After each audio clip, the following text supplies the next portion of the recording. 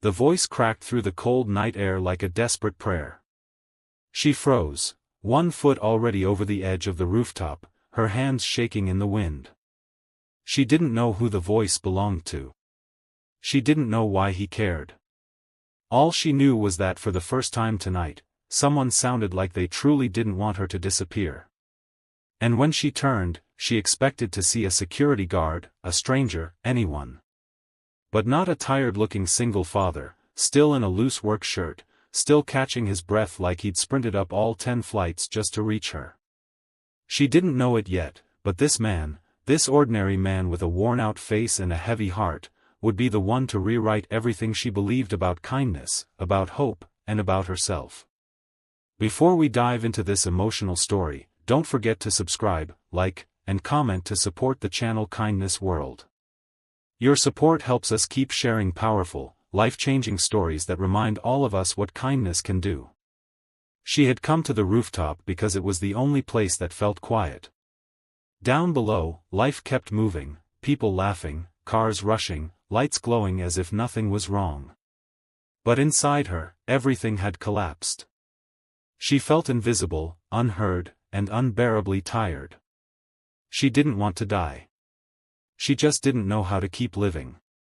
The single father stopped several feet away from her. He didn't lunge. He didn't shout again.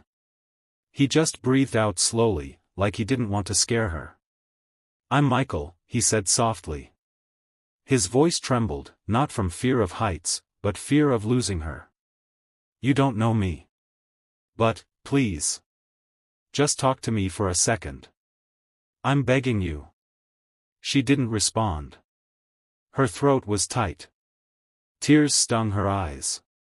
She hated that a stranger was seeing her like this, broken, trembling, hopeless. He lifted both hands, palms open, showing he meant no harm. "You don't have to tell me anything," he whispered. "Just give me a chance to stand here with you. You shouldn't be alone right now." Something about the way he said it, gentle, scared, human, made her pause. So she didn't step off. She didn't step back either. She just stood still, gripping the edge. "Why'd you come up here?" she finally murmured. He swallowed hard. "Truth? Yes. I saw you crying in the stairwell on my way up. And I couldn't walk away." She blinked. "You followed me?" "I have a daughter," he said. "She's 12. And, she cries like that sometimes. I never want her to feel like nobody cares. When I saw you, I just thought, if it were her, I'd want someone to stop her. Even a stranger."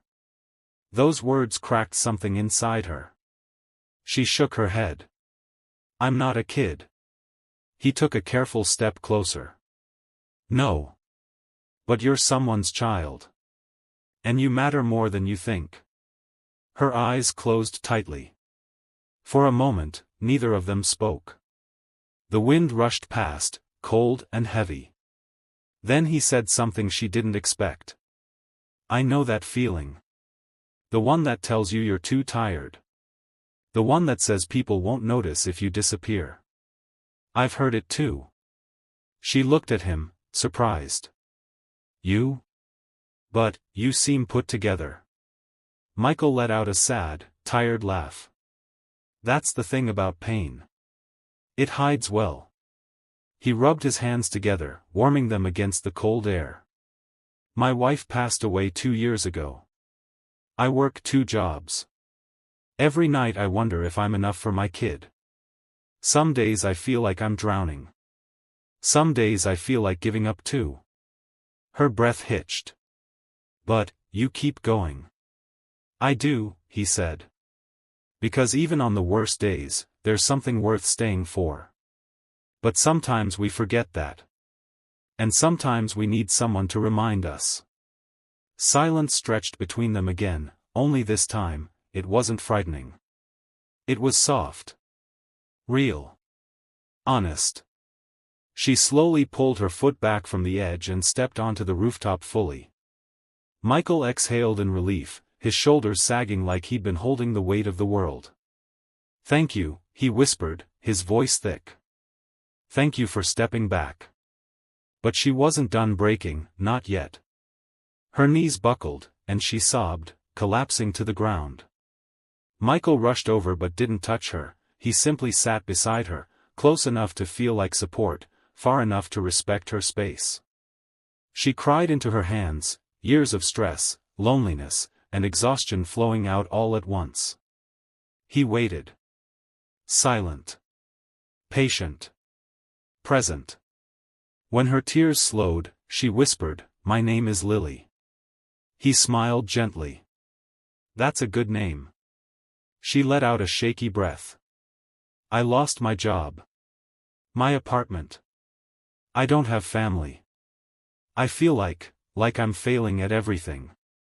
Michael nodded slowly. "Life hits hard. Sometimes too hard. But you're still here. That's strength. Even tonight, you think you gave up, but you didn't. You stepped back. That takes courage." His words felt like a blanket, warm, steady, comforting. Then he offered something she never expected. "Come home with me and my daughter tonight. Not permanently, just for a meal. A warm place to breathe. No expectations, no pressure. Just kindness. Let me help, the way I hope someone would help my daughter if she ever felt like you did." Her eyes widened. "You barely know me." He nodded. "I know you're hurting. That's enough for me to care." She looked away, overwhelmed by the gentleness in his voice. Nobody had offered her kindness like that in a long time. "Why?" she asked again. "Why are you doing this for me?" Michael looked out over the city lights. "Because kindness saved me once too. A stranger helped me when my wife passed. If they hadn't been there, I don't know where I'd be." Kindness doesn't just heal the receiver. It heals the giver too. Lily wiped her face. "Your daughter, will she be okay with this?" He chuckled softly. "She's the kindest person I know. She'll probably hand you a cup of hot chocolate before you even sit down." That made Lily smile through her tears, the first real smile she'd managed in months. They stood up together, slowly, like people learning to walk again after falling. Michael kept his hands relaxed at his sides, letting her decide if she needed support. As they headed toward the rooftop door, Lily whispered, "Thank you, for saving me." Michael shook his head gently. "You saved yourself. I just reminded you you're not alone." When she finally met his daughter later that night, a sweet, bright-eyed girl who hugged her without hesitation, Lily cried again. But this time, they were tears of relief, of hope. It wasn't the end of her struggles. But it was the beginning of something she had forgotten existed, kindness that asked for nothing in return. And in the months that followed, through small acts of support, shared meals, and slowly rebuilt confidence, Lily found not just stability but friendship, laughter, and a second chance at life. She never forgot that night on the rooftop. The night one man's kindness pulled her back from the edge and reminded her that even in the darkest moments, someone can care. Someone can see you. Someone can choose kindness, even when they have little themselves. Kindness doesn't require a perfect life. It just requires a willing heart. And that's what saves people, one act at a time. If this story touched you, remember this. You never know whose life your kindness might save today.